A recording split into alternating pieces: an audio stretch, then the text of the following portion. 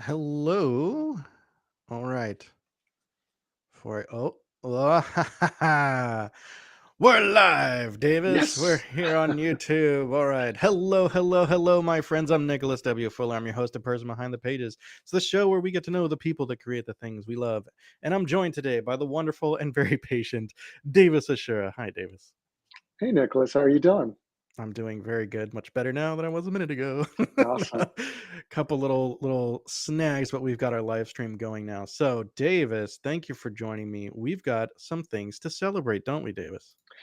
Yes, I've got a new book released today, which is cool. But I think that what's even, I guess, cooler is today is my 10-year anniversary as a published author, and the years have gone by kind of fast. It's pretty awesome. That is amazing. 10 years. 10 Wow. And in years. that time, you've written what, two books, three books, four books? No, half a book. I mean, it's really, I don't know how people found out about me when I only wrote half a book. Not even a good half a book. It was like one third okay, one third, and the other third crap. And that's of just half a book. So how did people find that to be pleasurable? I don't know. No, actually, today's release is my 14th book. 14 books in 10 years. 14. Yes. Goodness. Well, I mean, 14 books, that must be the only thing that you do, right? Yeah, I have a very patient wife, and she gives me time to be a full-time writer because I don't have to do anything else. Well, I mean, other than go to my, medical practice and practice as a physician What? 4 days of the week, so and run the business. So I guess that is something else. I guess that so you're a doctor, you've written Yeah, 13 books in 10 years, and somehow I think you 14 also excuse you're and right, you're one right. half Today's of a is crap 14. book. And Don't forget one that half crap book. 14 good, one half crap book. and and you have two kids, That's right. They're not really kids anymore. They're young 22 and adults. 20. So Sure. they're starting to get their feet wet in the world and hopefully get going on their own, which is wonderful to watch. That's all you want as a parent is your kids to have a good life and succeed and be happy. I have young children. I can only imagine the days where How old they're are on their yours? own. I have a 10-year-old and a 2.5-year-old who's going to have a tonsillectomy in 2 days. So, as a Ooh, poor doctor, tell kid. me that this is going to be fine. No, no, no, no, no, Davis, no. No? I need you to say, no, it's going to be perfectly fine. We're trained Oh, professionals. so tonsillectomies are very, very common, and your baby is going to be just fine. That's what I I need to said hear. ooh because I know she's probably or he is probably She. not feeling great right now, Mm. so I sympathize and empathize with her. And it's not easy when your child isn't feeling good and you can't do anything about it. But thankfully, you have wonderful surgeons who will be able to take care of this, and she'll be right back to herself in no time. Well, And then you all right. won't be feeling like "Ugh," every time she groans.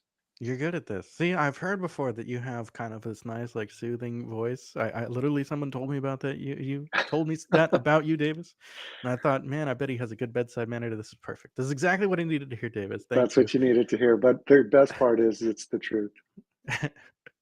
We're joined already by Bo Kelly and Hey, Mahir from Bo. Fantasy Book Critic. So thank you Oh, guys for joining wonderful. us. Hey, Mahir. Um, right. Yeah. So Bo, you're a doctor. You've written 14 books and one half crap book, There you and go. you've got your kids. That's awesome. You're also starting a podcast with some local writing friends. Is that right? Yep. We titled it Only Writers in the Building. It's a nod to Only Murders in the Building, which is a fantastic show that we all love. And we're still trying to figure out what we want to do with the podcast. We're writers. And so we don't really want to teach people how to become writers because that's not really in our wheelhouse, but maybe explaining some of the things that we do and the processes that we go through and the important steps to improving writing might be Hmm. something that we talk about. Whether it's the importance of a first line, dissecting a first line, creating a first line based on a movie just to sort of get your own practice at that sort of thing. that's what we're coming up with. So we haven't released anything yet, but I'm pretty excited by it. That's pretty cool. That's pretty awesome. I love the idea, and I especially Mhm. love the title because I also love Only Murders in the Building. What a great show, right? It is a great show, isn't it? They're such good characters. Not only good characters, but Yeah. also good actors. I love Steve Yep. Martin and Martin Short. Selena Gomez is really good. They got Nathan Lane in season one, but then that I'm assuming that you've seen all the seasons. You've seen Yes. season yes. So Meryl Streep and Paul Rudd in season three, I was like, what? This is gonna be amazing, just because I like them both. And sure enough, like I mean, what they did with Yeah. Paul Rudd's character, I thought was so fun. They also brought in Matthew Broderick, remember? Yes, yes, yeah. That How was could I? Yeah, hilarious. right. Oh man, he was. Yes, yes. And like it's so clear too, in a great way, that they're all just having so much fun with that show. Only Murders in the Building. Mhm. Yeah. When Steve Martin enters the White Room in season 3, I just about died. That was hilarious.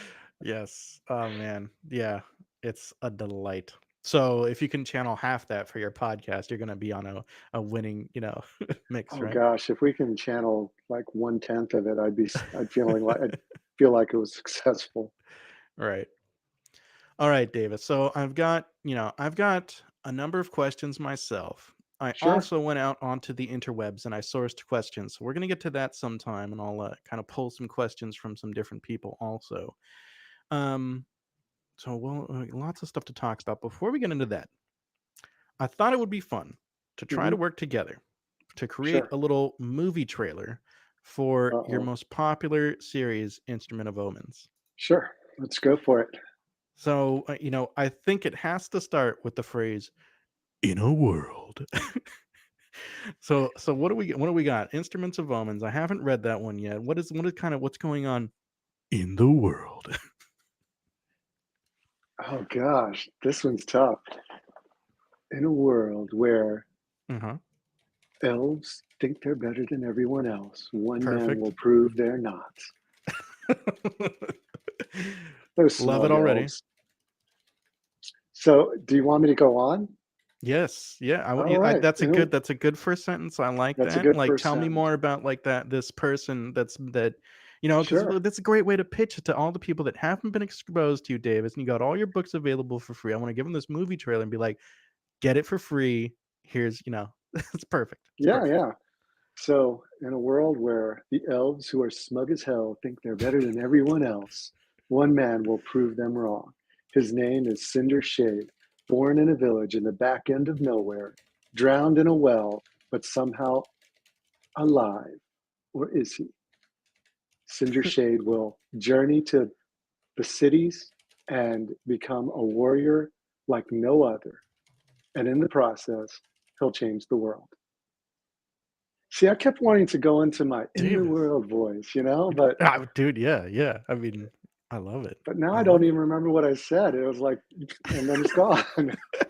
I was trying to write it as you were going, but like you on a roll, man. That was good. I was. Too bad I can't remember it. Thankfully, you record this, right? I record. Yeah, yeah. We could go back There to you go. this. Then I can just go back and write it down myself. Perfect. Also, Mahir says, in a world with elves, rakshasas, magic, and monsters, a soul is reborn. That's it. That's a great one. That's That's pretty better than good. mine. I should That's pretty hire me here to good. do the rest of it. Bo asks, Davis, can you compare the challenges you faced as an indie author back when you started 10 years ago compared to what an emerging author faces today and how they might differ? That is a great question, Bo. Yeah, that is a great question. So when I started in 2014, it was a lot easier in terms of okay, you put the book out there. There wasn't a lot of indie author competition. So in terms of making it uh, as a career was actually easier back then because my first book was released and I just wanted to sell 250 copies because that was supposed to be the average number of books that an indie author released. I got to 100 within like a week and a half. And Yeah. I literally went out with my family and celebrated. We had a great dinner Nice. because I didn't think 100 people would ever buy anything that I wrote, but they did. They And then the did. book kept on selling and selling and selling. And I didn't do any kind of promotion. I didn't do any kind of advertising. It was just all word of mouth. So it was fantastic. And I think that there was more readers, less authors. Now there's a lot more authors and still more readers, but the ratio has changed a bit. So from that perspective, it was easier. You just released the book, and a lot of times, as long as you had good quality, and that's the key. It's like if you wrote my half crap novel and released it, it wouldn't do very well. But if you wrote a good novel, which is the expectation, right? Like everything I'm talking about, the expectation is you wrote a good book. And if you Hmm. wrote a good book, the likelihood is it would do pretty well. Maybe you'd still have to work full time. Likely you would, but you'd still be pretty happy with the fact that hey, I've got people reading my stuff. And Right. then if you continue to write, you can grow that readership. The challenge back then was uploading onto Amazon. Um, it was a pain. It was horrible. You had to upload Hmm. a Word doc. It took me a week to figure out how to format the stupid thing so that it would go up. So it wasn't easy to get the book into Amazon or Barnes and Noble or Kobo. It was just a real, it wasn't fun.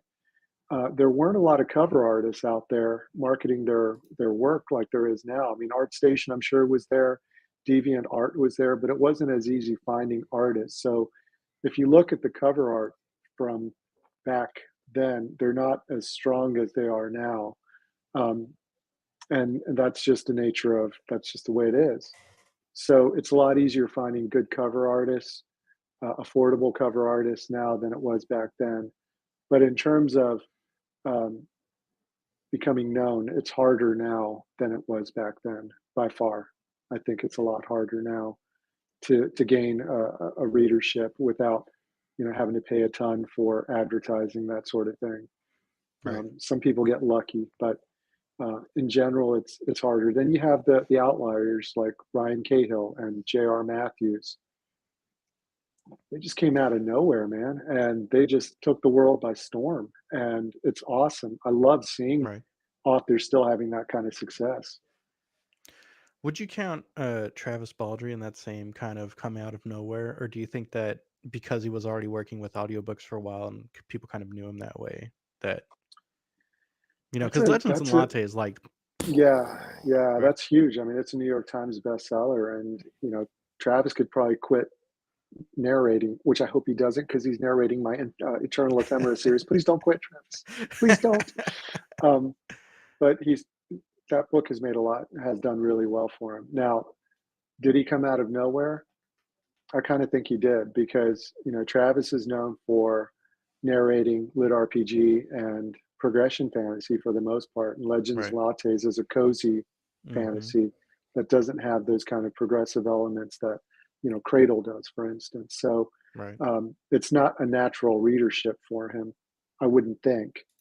Um, yeah, but it's so he probably was more well known than a newbie author that didn't have any kind of track record, but he still had to write a great book. And then somehow it found its market and just took off, and yep, rightfully so. yeah, right. No, yeah, he did a great job with that, and Bookshops and Bone Dust. Just the way he tells us, Hmm. because yeah, same. Like I've liked Travis's work and Cradle and that sort of thing, and I was like, Legends and Lattes, okay, like I understand the appeal kind of, but I don't know if this is Hmm. for me. But then I actually gave it a shot, and I'm like, wow, Yep, Travis just did such a good job telling this story. It's compelling, he did. you know. Um, I love that your input though. Yeah, talking about how there's more cover artists, that sort of thing. As I haven't been, consistently putting out books for 10 years, but I've kind of been in the space a little bit. And yeah, I Hmm. feel like things were so different 10 years ago, and a lot of it was because there wasn't the same like kind of ecosystem around indie No, authors that there is the, now.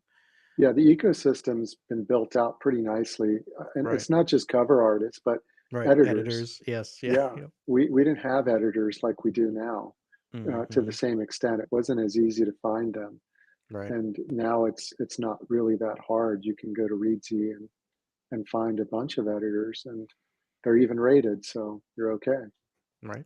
So take us back, 10 or even further back. Like when did you kind of first start have you always been, when you were really young, were you just kind of scribbling Yeah, stories away and yeah. I wanted to be a writer since I was 15 years old.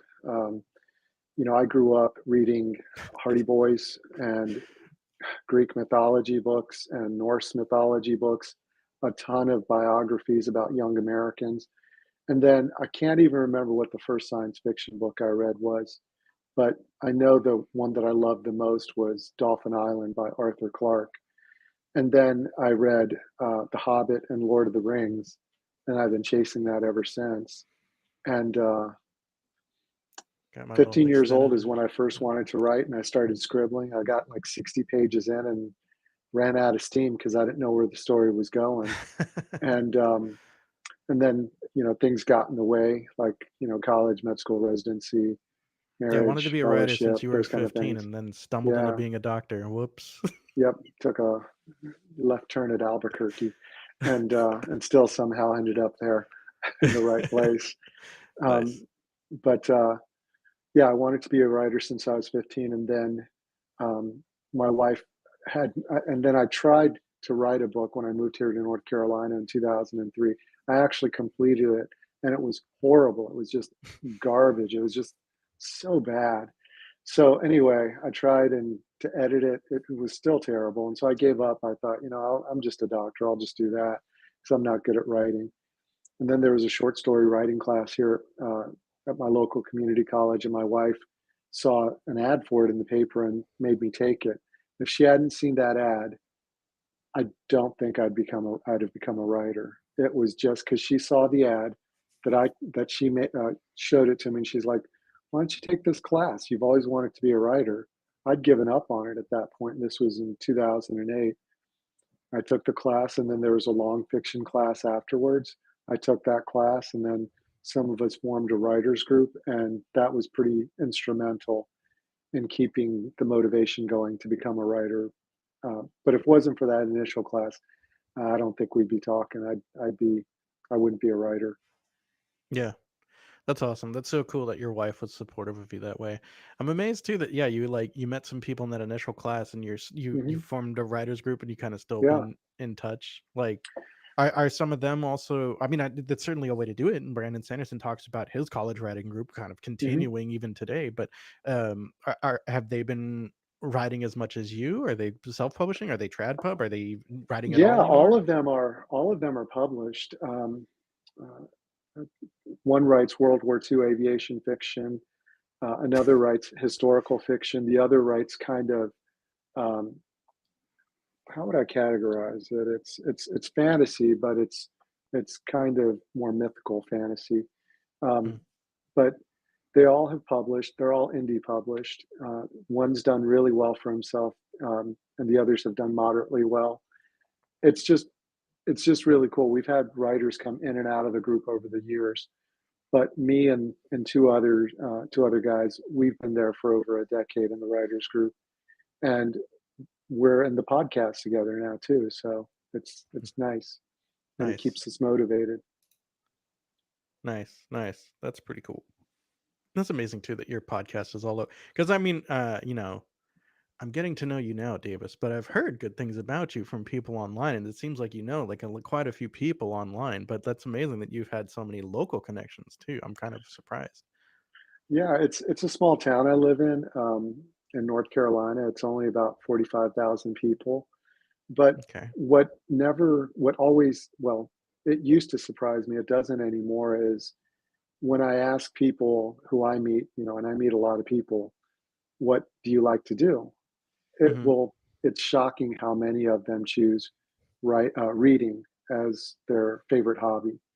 And so when you Nice. have a ton of readers in a community, you're going to have a ton of writers or Yeah. people who want to become writers. And so I think anywhere in America, really, I don't think this town is unique in that regard. I think anywhere in America, you'll find lots of people that want to tell a story, don't know how, don't feel like they have the time to. Um, but there's a ton of people that want to become writers and just need somebody to support them Yep. Just and need give someone them to the have push. need their wife to tell them to go take a class, right? That's all you need. You need a spouse to give you that push Yeah. and friends to keep you motivated. I'll tell you, like year 10 years ago for me, about I wrote a book that was also it wasn't what I wanted to write, so it's no longer available. But like I felt at that time it was so isolating. But now I've kind of really immersed myself in the community, and part of it is doing things like this, and it feels Hmm. so much more encouraging to keep doing it. So if Yeah, like, here's one tip for anyone: if you're in that group and you're thinking of writing, talk to other writers, whether it's online, in person, wherever you can find them. Join, that's yeah, absolutely critical. right, You don't need them to read your books. mm, You just need them to be there as a sounding board sometimes, but yeah, mostly just to keep you accountable and encourage you. And that's, or yes, at least that's what it's been for me. Uh, yeah, I'm, I feel like I was able to write because the people in my writers group, especially Tom Burkhalter, the world's foremost aviation or expert on World War II aviation fiction, Tom Burkhalter, um, he really helped keep me accountable and encouraged me. And I had that was the biggest blessing. had no idea that World War II aviation was like a subgenre, but of course Well, it it is. should Of course, be. yeah. It should be because if you know anything about the especially the Pacific Theater Mm, and how unprepared America was for that war, how superior the Zeros were compared to what we had mm-hmm. as our planes, how poorly our pilots had been trained up to that point. It was a remarkable turnaround, All um, right, and uh, so it's a little itty bitty tiny subgenre, but obviously there's always tons of interest right, in World War II. We're always right. seeing new movies and shows about it, and there's probably a reason for that. I feel like one of the things that makes it work, especially in video games, but in all sorts of media, is like we are very okay with Nazis being the bad guys. We are totally okay Hmm. with like those that group is evil, and it's nice to have like kind of a nice but in like that kind of media, like Yeah, having an evil that you can be fighting against is, yeah, it works. yeah. There's Otherwise no you have questions of are we right in yes, this? We're right, fighting right, for our country, but is this the right thing for our country to be right, involved in this? Which, well, anyway, yeah, yeah, I yeah, yeah, understand what you mean. yeah, yep. um so that's really interesting. What How do you do all this, dude? How do you write books? How are you have your medical practice. What is like your daily routine like, and when are you finding time to work on writing and all the other parts of business? Not to mention the editing. So I get up at 6:40 every morning, which isn't Okay. that early. It's just 6:40. Hmm.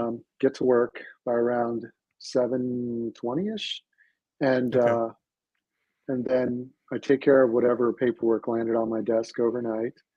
Relax a little bit, work, um, get home by around 5ish, 5:30 some days, Hmm. and relax for about 2 hours. Write for an hour and a half, and sometimes a little bit longer. Um, and then that's the end of the day. And then I just hang out with my wife, and I do that 4 days a week. And then on Friday, Saturday, and Sunday, I push it a little bit harder on the writing, where I'll try to write more like 8 9 hours on those 3 days. Okay. Wow.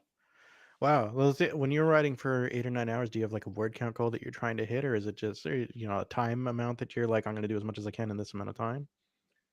Sometimes I have a word count goal of around anywhere between 3,500 to 5,000 words. It just depends on how good I'm feeling that day. Hmm. On so that'd be 3,500 Friday, Saturday, and Sunday, 1,300 a day on Monday through Thursday, and you just kind of repeat that over and over and over and over again, and before you know it, you have a book. Impressive. Impressive. All right, so let me drop a fan question to you. Fantasy book critic on Twitter asked, "How do you recall all the important details from all of your Anchored Worlds series?" So, yeah, again, I'm just kind of getting Mhm. acquainted with some of your works, but all 14 of your books now are all in the same universe. Is that right? They are, but it's a little bit convoluted. So my first Okay, series was Casts and the Outcasts, and that's an Asian Indian epic fantasy. It's cool. built largely around the culture of my part of India, Andhra Pradesh, and a lot of the customs that we have. And so you can read that and not have to read anything else. You won't lose anything or gain anything um, Hmm. by not going on. And so all of the series are distinct. You don't actually have to read any of the other series to appreciate the one you happen to be on. So if you start with Instrument of Omens and you just love it and don't feel like reading anything else, it's okay. There are I refer to those other series, and so there are little nods that you would have picked up on if you had read the other series. But the series, they're built to stand on their own.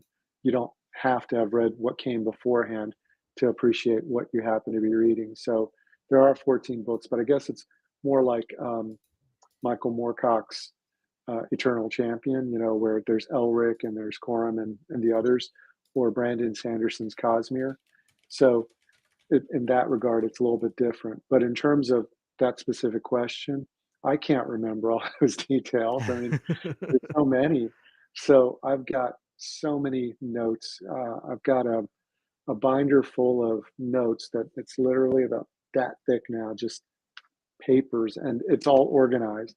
If it was Yeah. just loosely tossed in there, I'd never find anything. Yeah. But I have it organized by race, like are they elves, dwarves, humans, or something else, good or evil, nations. You know, I have it all organized like that. That's the only way I can keep track of those kind of little tidbits. I have their descriptions in there because I don't remember what people look like sometimes. Like, what Sure. color was their hair? What's their eyes look Go like? back to So that. Yeah. I have it all organized like that. That's the only way I can do it. Nice. Nice.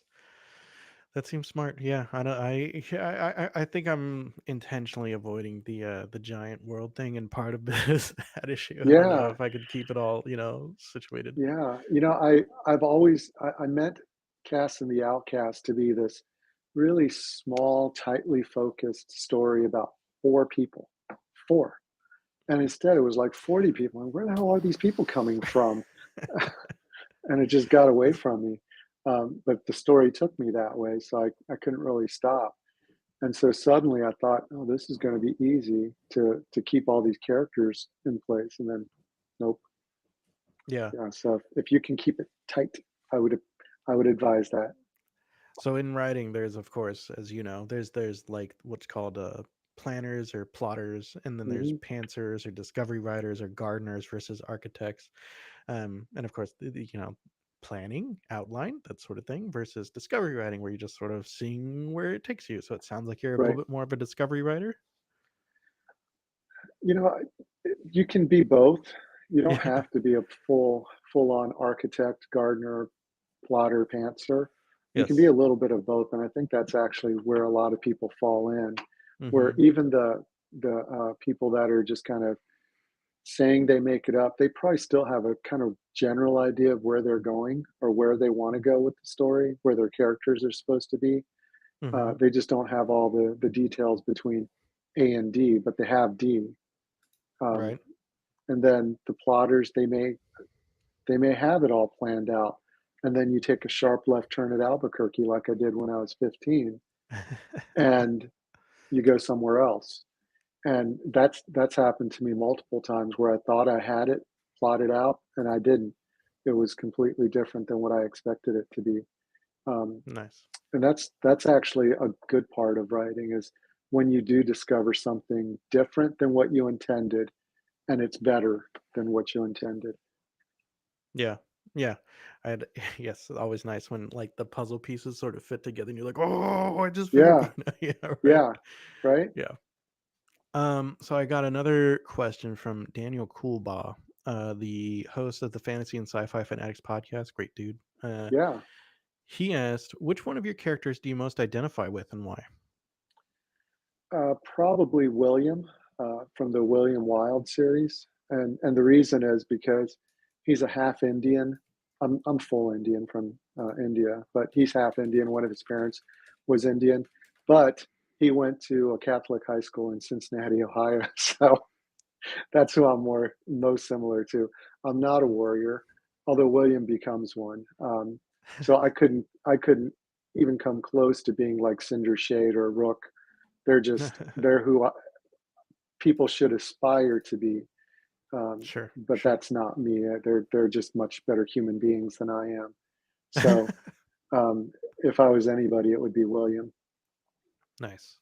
So that you like uh were you born in India and then you like immigrated to the US and Yeah, so I came here when I was 3 years old. okay. So yeah, I was in the first wave of Indian emigres to the United States. I mean, there were Indians Sure. before us, but the large diaspora didn't really start until I guess the late '60s, or at least that seemed to be the case because when we moved to Cincinnati, I think there were like 9 Indian families or something ridiculous like that, just really small. Now, of course, there's thousands and thousands of Indians all over the country. Right, right. And these days you're I mean, so Cincinnati, somehow you became a Bengals fan? Yeah, if you're born in or if you're raised in Cincinnati, you're a Reds fan. So there's the big red machine in 75, 76 where we won the World Series, 79 where we lost to the Pittsburgh Pirates, who got swept. The 80s where we were second place in the NL West 4 years in a row between 85 through I think it was 89, 85, 86, 87, 88, maybe 5 years in a row. Then we Mhm. won the World Series in 90 where we swept the A's. Um, and then in all that, I also became a Bengals fan because they're part of Cincinnati. And then we had the lost decade of the 90s where they stunk forever. So embarrassing. And even to this day, it's like PTSD. They went to the Super Bowl 2 years ago. They went to the AFC Championship game last year. What? But we All right. always think, okay, the bottom's going to drop out. They're going to suck. You know that Right. they're going to suck. And even with Burrow going down against the Ravens, um, Jesus, that sucked. Um, they still ended up with the 9-8 record, which was amazing to me Yeah. because I would have expected them to completely fall apart. And in the lost decade, they would have lost every game like 40-0. Right, But right, right. they pulled it out and got a winning record out of it. So I guess That's you could say funny. I'm a Reds and Bengals fan. Nice, nice. I used to watch like a fair bit of football years ago, and then I just kind of fell off. I had no idea that the Bengals were good again. I thought they hadn't been good since like Ocho Cinco was playing for them, right? Yeah, they're way better than those teams because they went to the playoffs 5 years in a Hmm. row. Hmm. This was after Chad, and they went, I think, twice with Carson Palmer. And in Yeah, all yeah. 7 of those playoff appearances, they bounced in the first round. So they never Uh, won a playoff game. And that was with Marvin Lewis as the head coach. And then um, Zach Taylor came in 2019. Their team was terrible. And then they got to draft Joe Burrow coming out of LSU after he set all these college records. And then, of course, he blows out his knee as a rookie. And we just think, okay, there it goes. The lost decade rearing its head again. That's us, our luck as Bengals fans. And then the next year they come back and go to the Super Bowl, beat the Chiefs in Arrowhead to make it. So it was pretty cool. nice, nice. That's fun. Sports are kind of fun, I think. Yeah, I spend Um, too much time watching sports, I think. I'm, it, I have a friend who's like he is religious about it. Like it is, that's yeah. So I don't Yeah. know. Um, okay, so let's get back to writing though. Yeah, so we talked about your daily routine and when you're kind of able to get your writing in, which is pretty amazing that you're doing it every night and then more on the weekends, that sort of thing. What's your favorite part about creating this art? Creating your books. What comes easiest? What's the hardest? What feels joyous? What's the part where you're like, ah, it's a slog? So there's different aspects. Like the hardest part for me is describing a setting. Some people just do it Hmm. so easily and beautifully, like Phil Tucker. Just seems like it's natural or something. That's always a painful part. I could spend 30 minutes just that one stupid paragraph, like where are they and what are they looking at? And then the rest of the scene flows out in, you know, 15 minutes. So that aspect, that technical part is hard. The first draft is also hard. And sometimes that's like pulling teeth. My favorite part is the editing because that's when I can see the story most clearly. and see what I need to do to make it shine a little bit. And so that's the part I enjoy the most is actually editing. The first draft is just always hard for me. In terms of what I enjoy about writing, I think the stories are just there and they're aching to get out. At least that's what it feels like. I have more ideas than I'll ever have time to write all the story ideas that I have. And when you come across a change in expectations, like in my first series, I told this story before, but there's these, they're supposed to be just unthinking, unfeeling monsters that go around killing people. And they were supposed to be like orcs or Uruk-hai, from Lord of the Rings. Just you don't have any empathy or sympathy for them because at the end of it, they're just unfeeling monsters that don't even realize what they're doing is wrong. They're just doing it because that's how they were geared to do things. That's what I thought was going to happen. But the commander of these creatures is utterly disgusted with what he's seeing of his troops.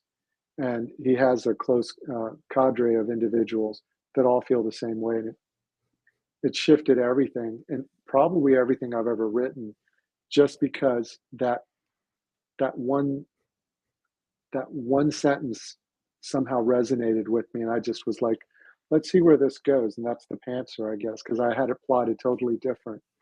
And so I'm writing along and suddenly I have a completely different story than what I intended. And those are one of my favorite parts of writing is when you encounter those breaking points that really change what you think you're going to do. That's so cool.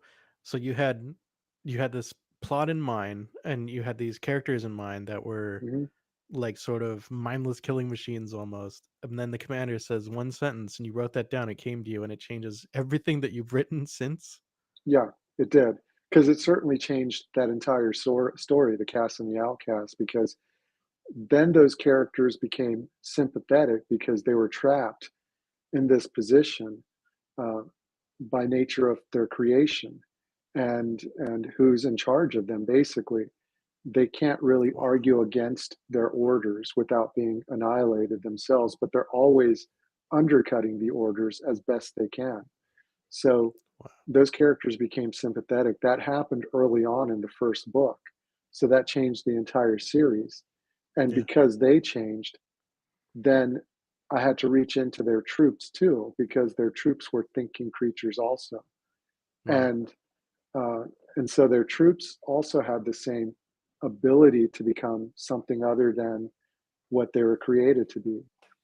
And so that changed that series. And then it changed the nature of what happens to some of those troops later on. Um, that's shown in Instrument of Omen. So yeah, it changed a lot for what I did. Changed everything really. That's incredible. That's so cool.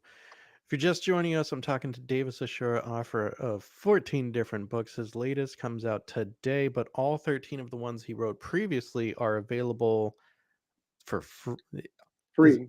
for free, They're right? free. Yeah. For Yeah, they're free I was like, on he Amazon. actually he actually made them free. They're all free on Yeah. Amazon right now for the rest of the week. So go check them out. JCM Burns says, "Congratulations, Davis. Hi, Joe. Thanks for Thanks, joining us. Joe. Yeah. 10 years of Joe writing. did a great job with creating a character in what was it, Willful Ascending? But Mm-hmm. he based it. He told me he based it off of Telugu. My part of India, Telugu. That's where I'm from, Andhra Pradesh. Our language is Telugu. We have our own cinema. It's called Tollywood, and he based it Oh, off of what Telugu movie stars, men. That I thought it was such a fun book, so it's worth checking out. all Little shout right. out to Joe. Oh, shout out Joe. Yeah. Thanks for joining us, Joe. That's interesting. I've heard of Bollywood. I've never heard of Tollywood. How does that kind of compare with Bollywood and Hollywood? Because my sense of Bollywood is like they are so over the top in a Yeah, wonderful way, you know? yeah. So Bollywood is just Bombay. I mean, it's now Uh-huh. Mumbai, but it used to be called Bombay, so that's why it's called Bollywood. And Mhm. it's just a play on words, Hollywood, Bollywood. That's all. That's the only reason it's called Bollywood is we took Sure. the Hollywood and put a B in front. Right. Hollywood is uh, Telugu Hollywood, so it's the T instead of the B or the H. Uh-huh. And our movies are very much in line with Bollywood movies. It's Okay. just it's in the Telugu language, and Okay. so Okay. it's just called Tollywood. So you'll still have the dance sequences, the over the top acting, and storylines. One of the most famous Tollywood movies is Triple R, that's on Netflix right now, and I think it won a few Oscars a couple of years ago. And Bahubali, those were both filmed originally in Telugu and Tamil, and dubbed into Hindi. Hmm. Um, Now, I've never seen Triple R because the dumbasses, pardon my language, at Netflix have the Hindi dubbed version, Uh-huh. and they have like a Chinese dubbed version and all this other dubbed version, but they don't have the original Telugu version. I want to hear it in Telugu. That's my language. I Mhm. understand it enough to be able to watch the movie. So I wanted to watch I wanted to watch Triple R in Telugu, and I can't. So it's a little bit frustrating. So one of Right. these days, I'm gonna be able to watch it in Telugu. But yeah, that's Tollywood. That's cool. That's cool. Somewhere, someone asked me a question. Um, yeah, okay. Okay, this was also on Twitter. You'd mentioned that the Bhagavad Gita influenced the inception of the eternal ephemera. Hmm. Did it, and they asked, did it also influence the events of the second book? So the Bhagavad Gita is a religious text, right? That's right. So it's part of the Mahabharata, and it's a portion, it's a smaller portion where Krishna, who's an avatar of Vishnu, one of the three main deities, basically an avatar of God, acts as the chariot driver for the warrior Arjuna, and they have a discussion about the nature of good and evil. Arjuna has lots of doubts about an upcoming battle because he'll be fighting against family. He Mm, can't see how he could do this, and so Krishna explains sort of the nature of good and evil and why why you have to do what you have to do. That's a rough approximation. It's a very rough, unhelpful approximation. You really need to read it to understand what he really is saying. sure, But sure. it's really more the nature of God and reality and your place in the world and how you relate to God. And so uh, that that's a when you really read it, what you'll actually find is that Christian monks throughout the centuries came to the same conclusion. So did Islamic, uh, not monks, but Islamic scholars also came to the same sort of conclusion that all is God and God is all. Every particle has God written into it, and so that was the basis of the eternal ephemera. Was what if that's how you created magic, was by using what is given into you by God to create the magic. That's cool. That's we're gonna create that into a soundbite. That's I love that. I love that. That's pretty cool. Um, all right. I kind of want to go back to talk about editing a little bit more. What is your editing process like? I feel like there's so much kind of writing advice for drafting, and there's Hmm. not nearly as much for editing, I think. So tell me. Yeah, I don't know if this is going to apply to everyone, and it probably won't apply at all because my writing process is really weird, and I'll be the first to admit that because some people they just write and write and write, and I mine is weird. But anyway, my editing process. Sometimes I'll write a book start to finish, and then I'll start the editing process. Other times I'll get to a certain point in the book, and then it just feels like it's coming apart, like it's a Mm. Jenga tower about to fall. And it's because I see all these different flaws that I built into the narrative leading to where it is. And I can't focus on what's coming up because I see all these flaws. So I have to go back and fix all those flaws. And then I can get to where I am and keep writing again. And when I know that the flaws in plotting and storytelling are much, much better and it's where I want it to be, then my mind can relax and go on with telling the story. So that's kind of how I do things. It's just how am I feeling in that particular moment? Do I feel good about the first draft as far as the way the characters are interacting, the way the plot's unfolding, the actions are unfolding? And it's sometimes not a lot. Like the current book I'm working on, that's exactly what I did. I got 60,000 words into it, and I just see all these problems that I could solve, and I got to get them solved first. So I'm going backward. I'm revising that first 60,000, and then my mind can sort of relax. Okay, I'm good. Let's go and get the rest of it then. That makes sense. That makes sense. Yeah, like hard to move forward when you're worried about the Jenga tower collapsing. Yeah. Hmm. Yeah, Yeah, I that's can't interesting. ignore that Jenga tower. I know it's there, and I know that if I ignore it, I can still write out the rest of the book and it'll be fine, and I can go back and fix it later. But my mind just doesn't work that way. If I see that tower getting rickety and really not looking good, I can't help myself. I have to go back and fix it first before I Right. can move on to the rest of the book. So when you've completed kind of the rest of the book, do you have like a set number of editing passes that you do every time, or? You know, I used to probably do 7 full edits, and some people that's just ridiculous, but that's what it was at the beginning. Now it's probably, the first draft and uh, 2 more drafts after that. Hmm. And then it's just a matter of fine tuning where I may change several thousand words, and I'll do that on 3 more passes. And it's really fast. It's just basically reading, changing as I'm going. So Hmm. it's a lot less than it used to be. I feel like I'm hopefully learning how to become a writer, or I've learned how to become a little bit better as a writer as time has gone on. Hopefully we pick up a thing or two over 10 years, right? Yeah. I sure hope so. Yeah. What were when you were doing like the 7 passes? Do you kind of like was the one where it was like one pass just focus on like dialogue or that sort of thing, or what? That What was were you doing? everything. So, uh, the second book I wrote, that third book, the fourth Hmm. book, they were all like that.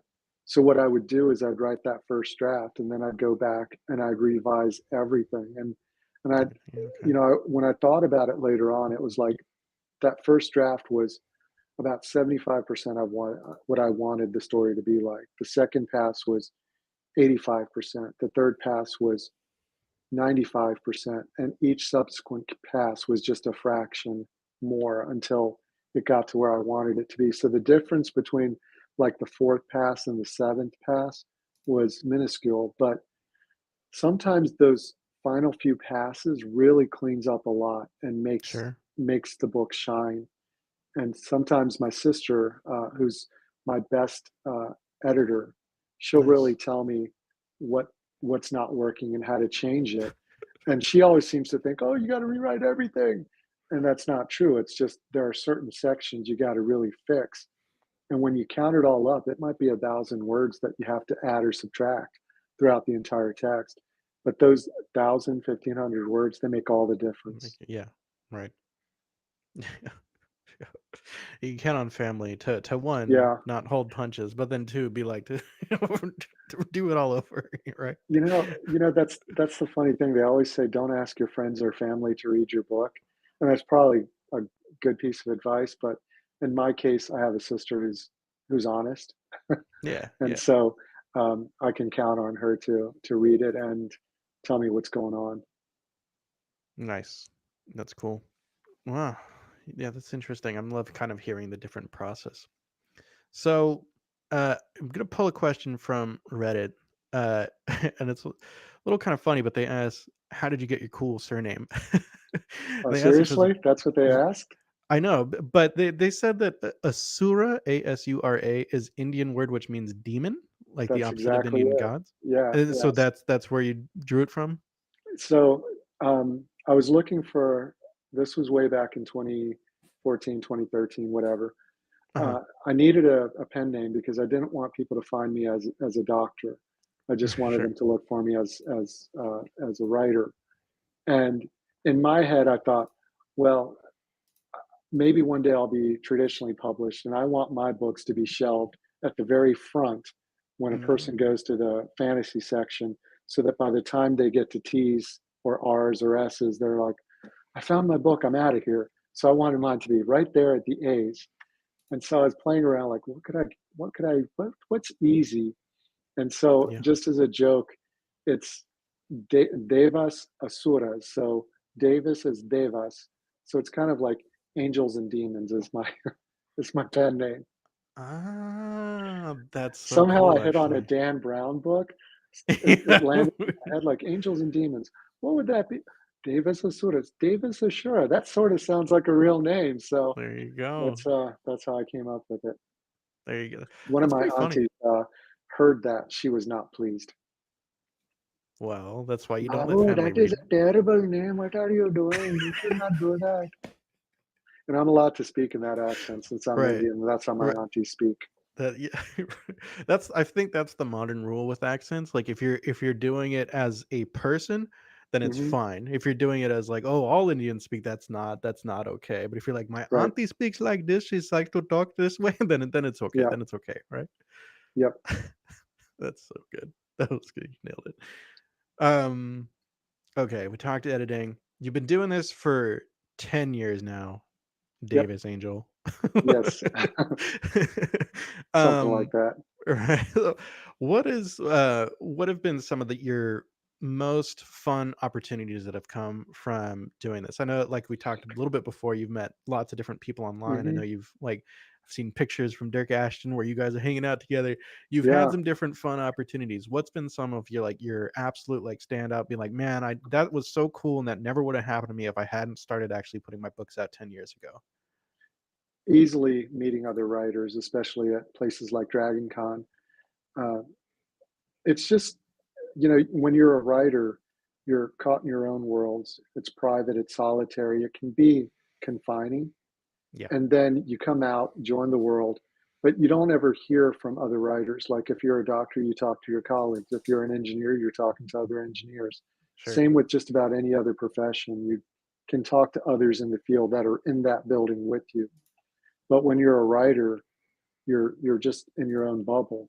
And then to get to meet other writers, especially when they're just wonderful, generous individuals like Dirk Ashton or Phil Tucker or Bryce O'Connor. Um, it's wonderful because it's like, oh, they exist, and you can sort of talk about what you're doing. You don't necessarily talk shop, but it's just really refreshing to know that other people are going through that same sort of thing that you're going through, Yeah, and love the same thing that you do for the same reasons. So right. that's easily my favorite part of being a writer is the writers that I've gotten to meet. The second favorite part is is it's kind of weird, I guess, because it feels self-congratulatory, or it sounds that way Go for when it. I say Go. it, but Hey, if you're not gonna it's toot your own horn, who will? Go for it. it's Go. it's the people that I touch, and and you know, m- th- my books are kind of they're not heavy, but they they are aspirational, I guess, for what I want people to be like. And when I hear from people saying that that really helped them through a rough time, like COVID or hospitalization or a cancer illness, that really means a lot. And I get those pretty regularly. And that's my wife thinks that I've, it, it's probably the best part of being a writer is when people reach out to me like that. And she's absolutely right that it is one of the best things to know that what I did helped somebody, even That's if it was awesome. just entertainment. That that's ultimately what I'm trying to do is be an entertainer Right. with my writing. I'm Right. not trying to teach anybody anything. It's just aspirational characters for where the way I want people, my heroes, to be. But if people resonate with that and it helps them, that's wonderful. I love that. Yeah. Yeah. No, I mean, I think, are wired to need heroes, Yeah, And well, yeah, it's nice that we get to build our own heroes. I yeah. love that too. And you've also given me a perfect segue into a next question. Favorite fan art you've received? I imagine over the 10 years, there's had to be some fan art, yeah? Or There's or maybe been it's just like the letters and that sort of thing that you've kind of it's already touched mostly on. been letters. Yeah, Some people have named their cats and dogs after the cats in my book. that's so Um, cool. so I that's think that pretty neat. counts. That I counts. haven't. That's That like does a count. multi-year fan art Yeah. commitment right there. Right, yeah. So some people have had, fan art sent to them, tattoos of their characters. I've not really had that that I know about. Uh, that would be a really high honor if somebody tattooed something on Right, their body because that's like permanent. right. Um, but it's more, cats, dogs. Somebody asked me to put their dog, uh, Thor, who is an Irish wolfhound and glorious and gorgeous and really patient. He asked me to put Thor in one of my books. He lands in Steel Sharpens, the new release, and he's fantastic. And so Nice, when nice. somebody likes what I write enough to want, their little fur baby to be included, I mean, that's pretty that's pretty trusting, and that's pretty cool too. That's pretty rad. All right, I got one more kind of fun question, and then we'll start to wrap things up a little bit. Sure. 14 books, been doing this for 10 years. You've got, variety of characters. Let's Right. pretend that you have a dinner party and you can invite any three characters from all of your works into your dinner party. Who are you inviting? Who's going to come into dinner? And then what are you having? Is it? Do they have to be human? It's, whatever you want. You want to invite It that would be. wolfhound? Invite that It would wolfhound. be Whatever. Rook, Uh huh. Jazeera, and Aya. Aya is a giant telepathic cat. She's 25 feet from nose to tail, 2,000 Wow. pounds.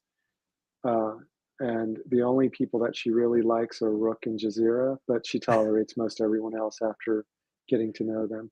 So Nice, those would be nice. the three that I'd want to invite because I'd want to meet them.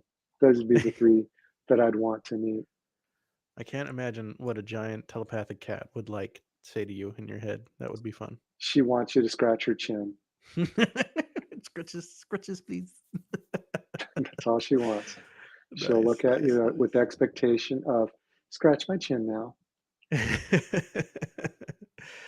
Love it. All right. Well, this has been fun. Tell people where to Maybe go the check out. panda. Pan would be cool too. I wouldn't mind meeting him.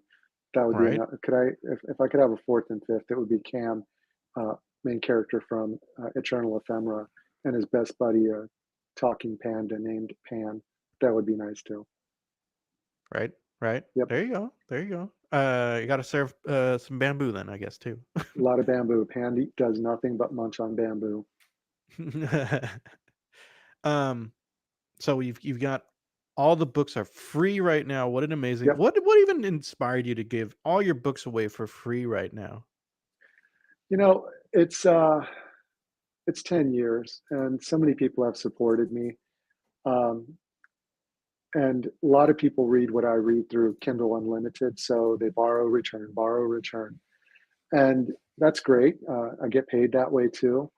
But I thought if you really love it and you don't have a lot of money, and I know my books are pirated, and you don't have a lot of money when you do that, but here's a way to just grab it for free and enjoy the read. It's just I've been blessed for 10 years to be a writer and to have people like my books enough to support me in a lot of ways, and I just wanted to give it away and say thank you. Love it. What a cool thing to do. So then they're available from the 16th today until the 20th, right? That's right, through the 20th, All yeah, all of those for throughout the free. entire world. Amazing. And in addition, you have a your 14th book came out just today, right? That's right, steel sharpens. You want to give us the pitch and do you want to do it regular or should you do movie trailer style? Oh, I don't even know if I can do the pitch on this one, but let me think. Steel sharpens. Title is because steel sharpens steel. Um, Cam Fold and Light Squad journey to a different realm and kick some ass. That's good enough. And kick some ass. There you go. Like, perfect, perfect, perfect. All right, Davis. This has been lovely. Thank you for joining me. Congratulations on 10 years. What an accomplishment. Well done. Well done. Thank you. Appreciate it. Absolutely. And thank you, viewers, for sticking with me. I know there's a few of you watching right now. Thank you. Definitely be chopping some things up and making some clips also. And yeah, We're gonna do this again. Do these live also. Definitely Well, talking this to more was people awesome. this This year. was so much fun. I'm glad you enjoyed it. I had a great time talking with you. And all you out there, if no one's told you yet today, you're an absolute legend.